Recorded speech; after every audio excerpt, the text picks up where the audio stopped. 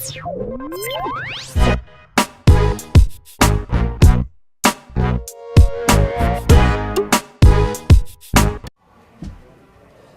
just want to know what happens to my Diet Mountain Dew when I leave the court.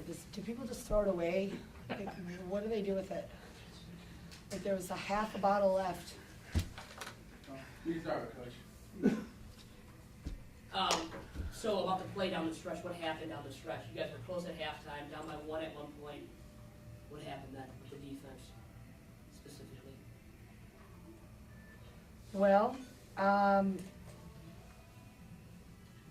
just think that we had a great game plan and kind of maybe playing off some shooters. And then when she went out and they put in shooters, it turned differently. And a lot of those kids stepped up, and we were forced to, come out of the defense that we were playing that was being successful. And due to personnel, we felt like we just couldn't leave certain kids wide open. So they had a full arsenal of outside threats, and so we turned to pretty much a straight 2-3, and we got stretched out, and then Kim B took over. She's a kid that we recruited out of high school, out of high school, and she actually went to St. Louis. She chose St. Louis over us, and then she came back home, and I don't think we had enough scholarships left, so we couldn't take her back. And I probably should have kicked someone off, huh? I'm kidding.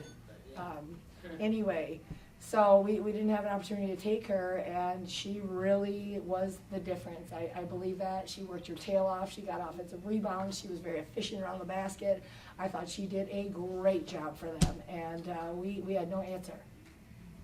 But Autumn, it seemed like Oakland's, they didn't do anything really special to kind of try to, take your team out of the momentum. I mean, you guys had you went down to a 2-point lead, and the next thing you know, they made just a couple key shots. What happened? I mean, Yeah, unfortunately, kind of like when they made a few shots, like all of a sudden our heads just hung, and that's maturity. That's maturity, and that's having freshmen, sophomores who's never even played. We just kind of went through the locker room, went through the kids on the team and said, oh, sophomore didn't play, sophomore didn't play, freshman, and then, Senee.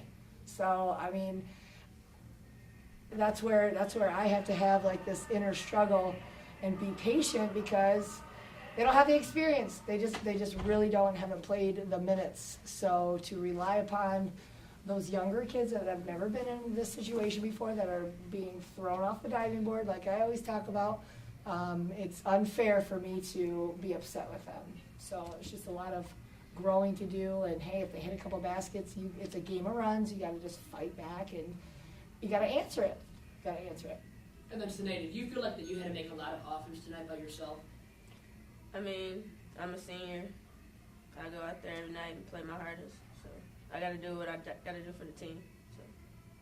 How are you able to get to 18 trips to the free throw line as well as shooting 23 shots, field goal shots? How are you able to do that? Just being aggressive, getting to the rim. With the new hand check call, that's helped me out a little bit. Coach, when you talk about the young players you had, Raina actually stepped up today, had a pretty good game, 11 points, ties her career high, I believe. 8 rebounds, which is a career season high. And once again, that's who you're leaning on, I guess, with freshmen. You never really know what you get in, game out. That's why they're freshmen. I think a coach said one time that the best thing about freshmen is that they become sophomores. Right. But talk about her play today and her getting a little bit more aggressive here in the last couple of games. Oh, she did a great job, and all of a sudden the powers that be, she got bumped somewhere else, and she's limping. She needs a sub. So obviously we're checking to see how she's doing. So she had some great momentum. She was playing very well, and all of a sudden we were forced to take her out due to whatever happened to her injury-wise. So it's just one of those deals where, she's somebody that stepped into a point guard role, because Taylor McAllister actually in the last minute of the game against Cleveland State was hit to the point where she's limping around yesterday. And so it's not funny. It's just a defense mechanism, sorry. Anyway, it's just that when you just don't have that consistency and you need a game plan going in, is she ready, is she not ready, you got to go in with a plan. set to go, and if she can play, then great. But at that point in time, we honestly didn't know if she was even going to play. So, we're just a team of every night, every day, watching tape, trying to get better, trying to figure out our strengths, our weaknesses, what we need to address. And sometimes we run out of hours in the day, but the thing is, we just got to have faith. We just got to keep going. It's way too early. It's way too early. So I have a deal with this team to stay up and stay positive, and it's going to click. I'm just telling you. I talk about Loyola from last year. We don't remember them. They were 2-10 or whatnot, and all of a sudden, old girl Simone Law comes back, and they don't lose and get into the semifinals in the Horizon League. So those are the thoughts that we have, because we're in a very, very similar situation. So, talk about the day. You tied your career high, 29 points, and you're actually just 4 points shy of 1,000. Do you think about those numbers at all? Or is it right now as a senior, it's all about winning? Right now, that doesn't even really matter to me. And Coach, talk about the lack of efficient play on Megan Galloway tonight after her first collegiate double-double on Thursday night. What happened, do you think, with her today? I think anytime you get 2 fouls and you sit, you just get out of rhythm. You get out of rhythm, and all of a sudden you're frustrated, and mentally maybe you let it take over. And so I just think those 2 quick fouls really bothered her, and she just never really could quite. She made a couple good plays, but she just never was quite the same after that. So I am surprised at the rebounding part, but Waterford, she's a big girl, and Kim B, she dominates inside on those boards. So it was hard for our girls to spin off, and a lot of times, obviously 16 threes, long shot, long rebounds, so she wasn't able to get those as well. And she set a lot of ball screens because she does a great job of ball screens that takes her out to the 3-point line. So yeah, I'm just Megan, she got those fouls, and so it was hard to kind of reel her back in. And then the presence of Kim B too, right, as you noted before. Yeah. She's pretty good. Yeah. Last one for Coach Player. Coach Seth Walker from Spexar School of Media Arts. You mentioned how much there's been struggling with lack of experience and injuries and what have you. Mm-hmm. What positives, nonetheless, have you seen from the team so far, and also big picture, what do you see for the team this season in order for it to click? Well, exactly. And that's what I told the team against Cleveland State, give me something, let me tell you all the things you did right in the locker room.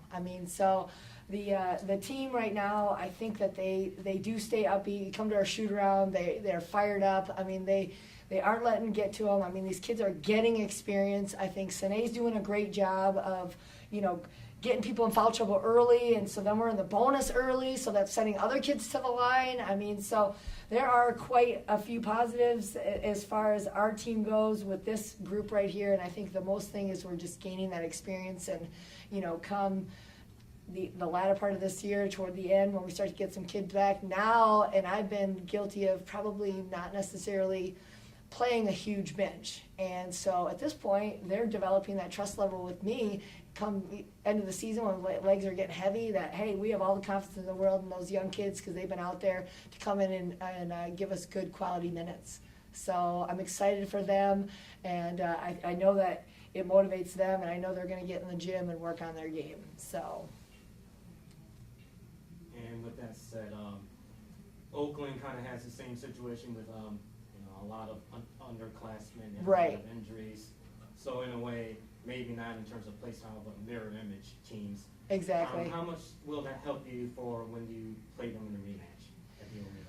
Well, we'll see. We'll see if we can get anybody back at that time, and we'll see if we can learn from our mistakes on tape and then put in a game plan after. Because it's kind of our first time ever playing them. So when you talk about Cleveland State, they're running 5-out motion. That they're doing this and doing that on defense, front of the post. So, we know those teams being here 6 years like the back of our hand. So now all of a sudden Oakland's the first time you see them in person, their size, their speed, their quickness, and so we'll make those adjustments after we see what exactly went wrong.